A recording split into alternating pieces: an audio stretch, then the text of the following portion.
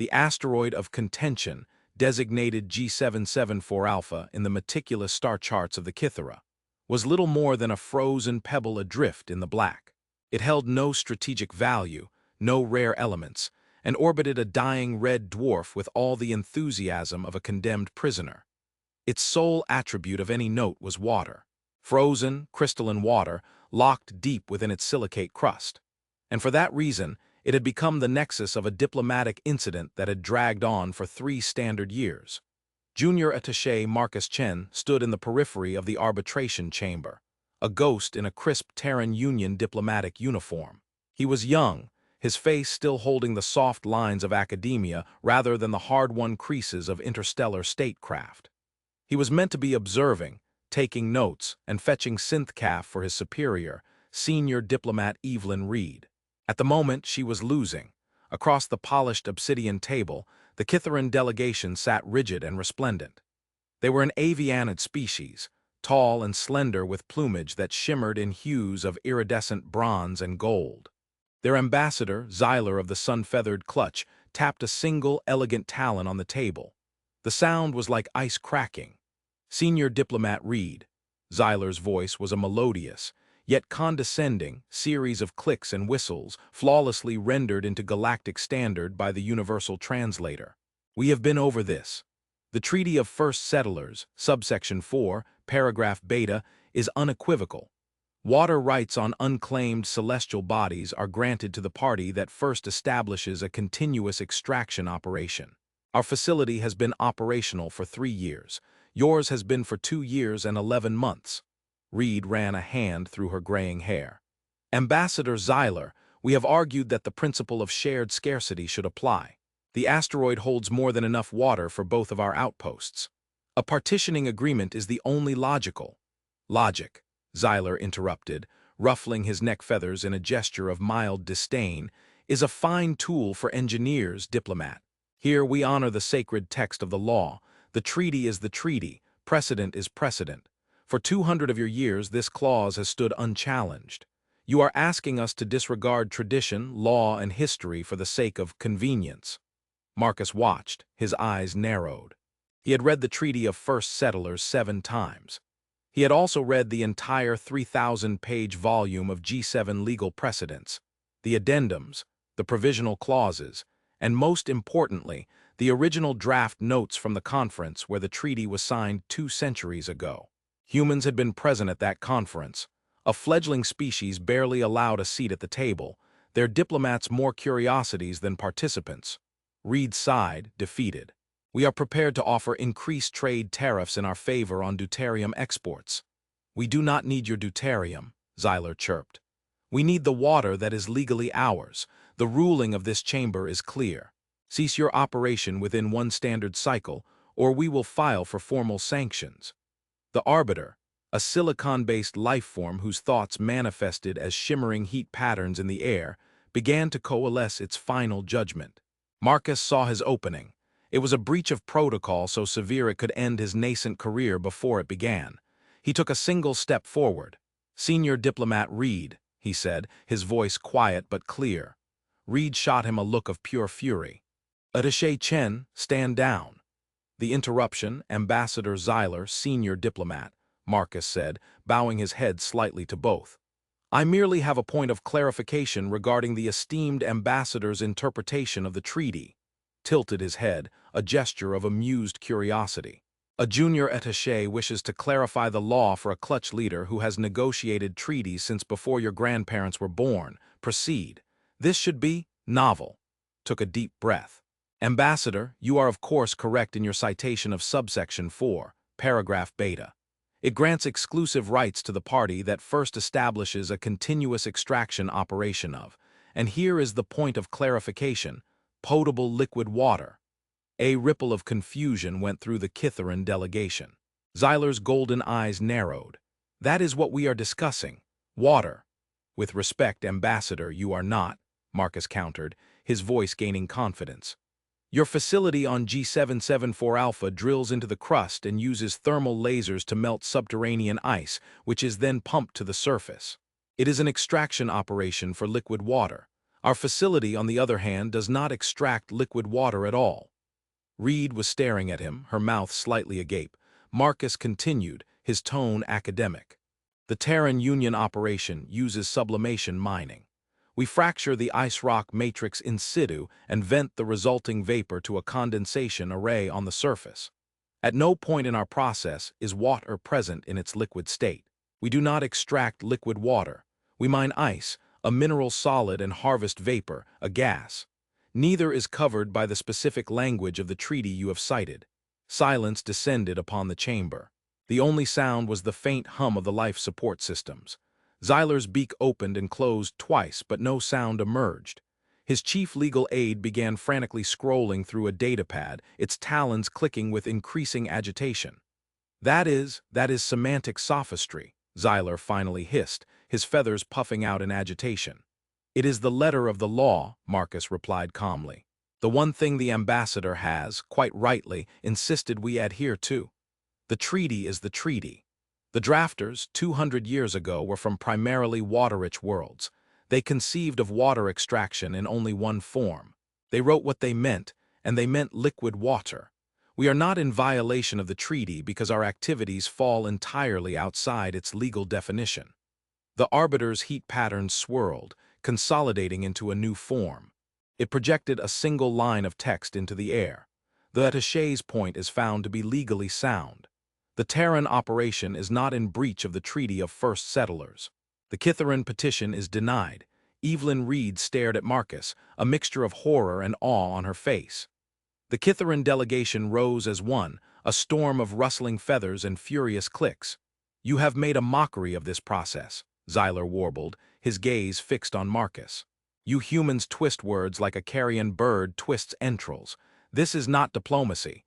This is an infestation of the spirit of the law." And his delegation swept from the room. Marcus Chen stood his ground, his heart hammering in his chest. He had won. And in doing so, he had turned a simple dispute over a frozen rock into the beginning of a reputation. He was the human who didn't argue the facts. He argued the words themselves. 5 years later, Marcus Chen was no longer a junior attaché. His victory over the Kithaeron had become a minor legend in the Terran diplomatic corps, a case study in what was being called asymmetric legal maneuvering. He was now a full diplomat, assigned to the Terran delegation at the Regional Galactic Assembly. The stakes were considerably higher than water rights. The issue was the Zephyr system, a pristine G-class star with 3 habitable zone planets, discovered 6 months prior by a Vorthan Imperial scout vessel. The Vorthan, a species of hulking exoskeletal warriors, had immediately filed a claim of sovereign expansion under the first discovery mandate. The problem was the second planet, Zephyr II. It was a lush world teeming with life, including a sentient pre-spaceflight species, the gentle arboreal Lumini. Annexing a world with a nascent sentient species was a grave violation of the Uplift Mandate, one of the few universally respected tenets of galactic law. The Vorthan, however, had found their own loophole. Their claim was not on the planet, but on the system as a whole. They argued they would leave the planet untouched, placing it under protective observation, while they mined the other 2 worlds and militarized the asteroid belt. Everyone knew this was a lie. Within a generation, the Lumini would be a client race, their world a Vorthan military base. The debate in the assembly hall was heated. The Vorthan ambassador, Grakthar, a mountain of scarred, obsidian chitin, stood before the assembly, his deep, resonant voice booming through the translators. The Vorthan Empire followed the law to the letter. Our scout ship, the Fist of Kadash, logged its entry, broadcast its discovery, and filed its claim before any other vessel entered the system. The first discovery mandate is the bedrock of orderly expansion. To deny us is to deny the very laws that hold this galaxy together. Diplomats from a dozen other species murmured their assent. The Vorthan were bullies, but they were predictable bullies. They played by the rules, even if they used those rules to beat you senseless. Humanity's protest seemed idealistic and doomed to fail. Marcus sat beside Ambassador Thompson, the head of the Terran delegation. Thompson was sweating. "He's right, Marcus. Their claim is solid. We can protest on moral grounds, but the law is on their side." Law is a very large and labyrinthine building, Ambassador, Marcus said quietly, his eyes fixed on Grakthar. And the Vorthen have only ever learned how to use the front door. When it was the Terran Union's turn to speak, Marcus approached the podium. A dismissive rumble went through the Vorthen delegation. Ambassador Grakthar speaks with great passion about the first discovery mandate, Marcus began, his voice calm and even. He is correct. It is a cornerstone of galactic law, and we too believe it should be followed to the letter. Grakthar slammed a massive fist on his console. Then you concede. The system is ours. Not at all, Marcus said, a faint smile touching his lips. He gestured to the main hollow display. Could the assembly clerk please bring up Annex C of the mandate pertaining to the precise legal definition of discovery? The text shimmered into existence in the air. Marcus read it aloud.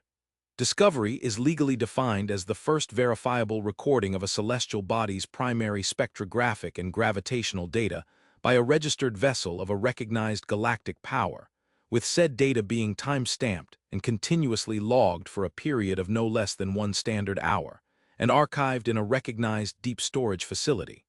Grakthar snorted. Our logs are immaculate. The Fist of Katash recorded data for 3 days. Indeed it did, Marcus agreed. It recorded its data starting on Galactic Standard Date 9734.21, a most thorough job. However, the mandate specifies the first verifiable recording. He paused, letting the silence hang in the air. Assembly Clerk, please access the Terran Union Deep Space Archives. Search for data logs from the probe designated Wanderer 6. An older human diplomat in the back row gasped. The Wanderer probes were ancient, launched before humanity had even achieved true interstellar travel. They were sublight probes, slow-moving relics of a bygone era. Most were presumed lost or destroyed. Wanderer 6, Marcus continued, as a new data file appeared on the display, was launched from Earth over 250 years ago. Its mission was to collect data on interstellar dust composition. It was presumed lost after a communications failure 180 years ago. But its recorders, powered by a decaying radioisotope core, kept working. They kept logging everything they saw. 32 years ago, on Galactic Standard Date 9702.65, Wanderer 6 passed through the outer edge of what you now call the Zephyr system. The display flickered, showing raw, archaic data. Spectrographic readings of the system's star. Gravitational fluctuations from the planets. It was messy, low-resolution data, but it was unmistakably the Zephyr system. And it had been logged, continuously, for over 4 hours as the probe coasted through. This data was uploaded automatically to the nearest Terran communications buoy the moment the probe's power failed, as per its final protocol, Marcus explained. It was then archived, unexamined, in a data tomb labeled Miscellaneous Decommissioned Probe Signals. It has sat there for 32 years. The hall was utterly silent. 32 years ago, Marcus stated, his voice ringing with quiet triumph. 32 years before the Fist of Katash arrived. According to the letter of the law that Ambassador Grakthar so rightly reveres, the first discovery was not made by the Vorthen Empire. It was made by the Terran Union. Grakthar was speechless. His mandible twitched in fury. He had been beaten, not by force of arms, but by a technicality buried in an archive, a ghost in the machine. As the first discoverers, Marcus concluded, the Terran Union now exercises its right under the Uplift Mandate to declare the Zephyr system a protected biosphere under the guardianship of this assembly to ensure the unmolested development of the Lumini. We cede our claim of ownership in favor of our legal and moral duty. He had taken their law and used it to disarm them completely. The Vorthen couldn't argue without invalidating the very mandate they had built their claim upon. They had been trapped by their own rigid adherence to a rulebook they never imagined a human would have read so carefully. As Marcus returned to his seat, he saw the looks from the other delegations. It wasn't just respect, it was fear. The Kithara saw him as a heretic who desecrated sacred texts. The Vorthen now saw him as a dishonorable trickster who won battles without fighting. And across the hall, the crystalline ambassador of the logic-driven Zenthari, a being of pure data and probability, shimmered with a pattern Marcus had never seen before. It looked like static, It looked like uncertainty. And that, Marcus knew, was far more dangerous than any Vorthan warship. The case of the Stardust Anthem was what made Ambassador Marcus Chen a pariah. By this point, his name was a verb in some galactic circles. To be Chen'd was to lose a legal argument you were certain you had won, through a method you could not comprehend until it was too late. He was now humanity's chief representative at the Citadel Prime, the political heart of the galaxy. He was respected, feared, and profoundly isolated. The Zenthari, a race of sentient crystalline beings who communicated in pure logic, had brought charges against humanity's allies, the Elthar, in the Galactic High Tribunal. The Elthar, a passionate and somewhat reckless species of silicon-based bipeds, were accused of using a banned weapon during a border skirmish with a Zenthari protectorate. The weapon in question was a self-replicating kinetic munition, a class of weapons so vile it was outlawed by the Second Citadel Convention. These were colloquially known as gray goo weapons, missiles that, upon detonation, would convert surrounding matter into more copies of themselves, consuming ships, stations, and planets in an unstoppable tide of replication. The evidence presented by the Zenthari was, in their estimation, flawless. Unit 734, the Zenthari prosecutor, projected the data for the tribunal to see. Combat logs from the vessel Stardust Anthem show it firing a single torpedo. Spectrographic analysis confirms the torpedo's warhead matches the energy signature of a Elthar, shatter charge. Post-detonation sensor readings show an exponential increase in kinetic objects at the target site, consistent with a mass conversion replication event. The conclusion is inescapable. Probability of guilt, 99.998%.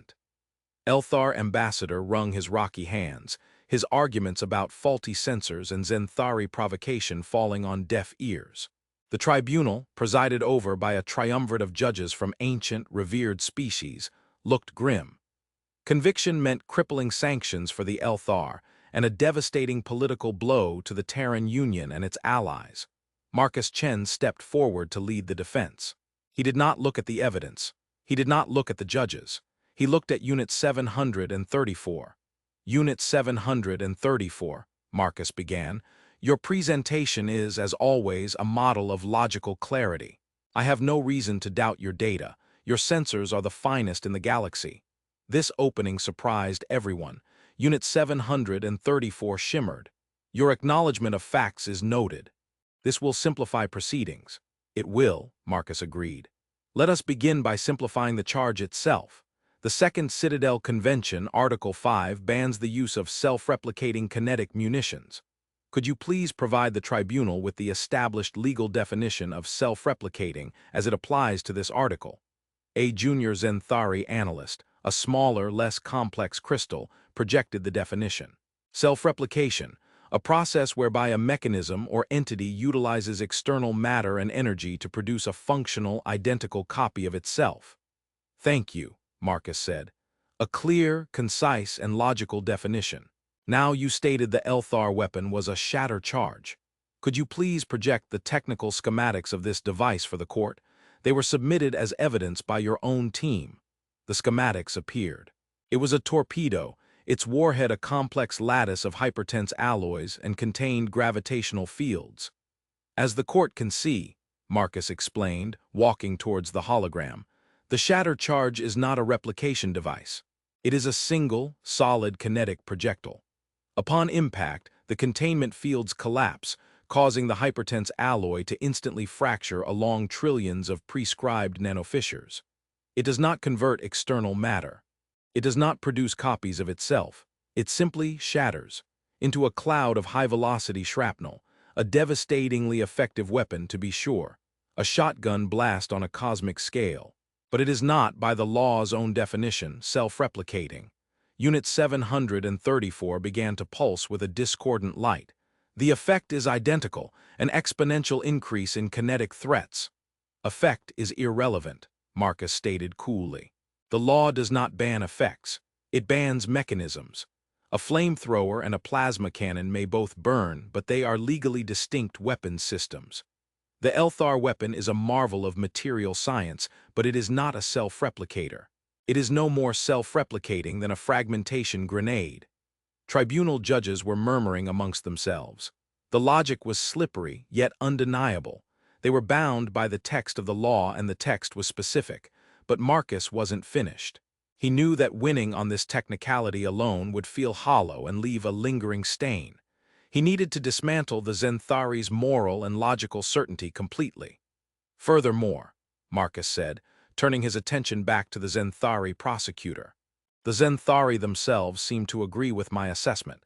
In fact, they agreed with it years before this conflict ever began. He signaled to his own aide. Please bring up Exhibit 72 Gamma. This is a research paper published by the Zenthari Advanced Weapons Cognition Institute, dated 8 years prior to the incident. Title: Theoretical Kinetic Payloads. A Study in Non-Replicative Cascade Fragmentation. The document appeared, written in the complex geometric script of the Zenthari. This paper, Marcus said, his voice dropping, was authored by none other than a research collective that included a junior analyst designated Unit 734. A wave of pure static rolled off the Zenthari prosecutor. In this paper, Marcus continued, your own research team proposed a weapon concept functionally identical to the Elthar shatter charge. And in your own conclusion, you stated, and I quote from the translation, while the terminal effect mimics a Class 1 replication event, the mechanism is fundamentally different and thus falls outside the prohibitory scope of the Second Citadel Convention. You, Unit 734, wrote the very legal defense I am using today. You published it. The only logical conclusion, Marcus said, borrowing the Zenthari's own phrase, is that you are either charging the Elthar with a crime you yourself have stated is not a crime, which is illogical, or you were aware of this distinction and concealed it from the tribunal, which is dishonest. Which is it, Unit 734, a failure of logic or an act of malice? The Zenthari prosecutor, a being of pure reason, was trapped in a perfect logic bomb. To admit they had concealed the evidence was to confess to perjury. To admit they had forgotten their own research was to confess to incompetence. To argue against their own prior conclusion was to declare themselves irrational. Unit 734 simply stated, "We withdraw the charge." It then dimmed its internal light and became inert, a simple crystal statue, having suffered the Zenthari equivalent of a complete nervous breakdown. The Elthar were acquitted. But as Marcus Chen left the tribunal chamber, no one would meet his eyes. He hadn't just won a case. He had used an opponent's own mind as a weapon against them. He had proven that human cunning could unravel not just tradition, not just honor, but pure logic itself. The galaxy no longer saw humanity as an underdog. It saw them as an existential threat to the very nature of truth. The whispers began in the corridors of the Citadel, no longer about the cleverness of Marcus Chen, but about the need to do something, anything, about the humans. The meeting was held in a chamber deep within the Citadel Prime, a place without windows, recorders, or witnesses. It was known only as the Quiet Room. In attendance were Ambassador Marcus Chen of the Terran Union and a triumvirate representing the most powerful factions in the Galactic Council. Ambassador Xyler of the Kythera, now a wizened elder whose feathers were more silver than bronze. High Warlord Grakthar of the Vorthan Empire, his obsidian carapace bearing the new, deep scars of a dozen campaigns. And Primary Analyst Unit 1 of the Zenthari Collective, a flawless, monolithic crystal that pulsed with cold, immense intelligence. They had not summoned him for a negotiation. They had summoned him for a sentencing. Ambassador Chen, Xyler began, his voice dry as dust. For 50 of your years we have watched your species, we have watched you. You came to us as supplicants, and now you hold the galactic order in the palm of your hand, not through strength of arms or wisdom of ages, but through a corrosive cleverness that eats at the foundations of our society. Grakthar slammed a gauntlet on the table, the impact echoing like a cannon shot. Your words are weapons, you twist honor into knots. You turn our own laws into traps. At Zephyr you stole a system from us with a ghost. At the tribunal you shattered a Zenthari mind with its own thoughts. This is not statecraft. It is, one spoke, its translated voice devoid of all inflection. Our analysis is complete. Human diplomatic strategy represents a paradigm of asymmetric cognitive assault. It is not based on shared principles of truth or tradition, but on the exploitation of systemic linguistic and logical vulnerabilities. Continued interaction under current protocols projects a 78.4% probability of the total collapse of the Galactic Compact's legal and political framework within 200 standard years. This was it, the culmination of his life's work. He had been so successful at protecting humanity, he had made them the galaxy's single greatest threat. "So you have formed a coalition," Marcus said, his voice steady, betraying none of the exhaustion that settled deep in his bones. "The Kithera's traditionalists, the Vorthan's militarists, and the Zenthari's logicians, an alliance of the very powers I have defeated. You intend to issue an ultimatum, sanctions, a blockade, war." "It is not a war," Xyler corrected him. "It is a quarantine, to protect the rest of the galaxy from a philosophical plague." Leaned forward. The weariness in his eyes was replaced by a familiar, intense fire. The fire they had all come to dread. "You cannot," he said simply. Grakthar laughed, a grating, harsh sound. "Cannot, human, look at us. We represent 80% of the Council's military and economic power. We can erase your star from the charts." "No," Marcus said, his gaze sweeping over the three of them. "You can't, because I have spent the last 10 years preparing for this exact conversation. You have studied my victories, but you have not studied my methods. You think I hunt for loopholes in the moment. You are mistaken. I plant the seeds years in advance." He turned to Grakthar. "Warlord, your entire war economy is dependent on high-yield helium-3 refineries on a dozen moons. Those refineries are run by Zenthari-designed software and serviced by Kithera-built drone components. A blockade of humanity would, under the terms of the Mutual Economic Interdependence Act, a trade agreement your own predecessor signed 40 years ago to secure cheaper ore haulers, trigger a mandatory asset freeze on all participating signatories. The Zenthari would be legally bound to deactivate your refinery software. The Kithera would be legally bound to cease all parts shipments. Your military would be out of fuel within 6 months. Grakthar's mandible clicked shut. Marcus then faced Xyler. "Ambassador, your people's claim to the sacred nebulae of your ancestors, the very heart of your culture, rests upon the Ancient Heritage Proclamation.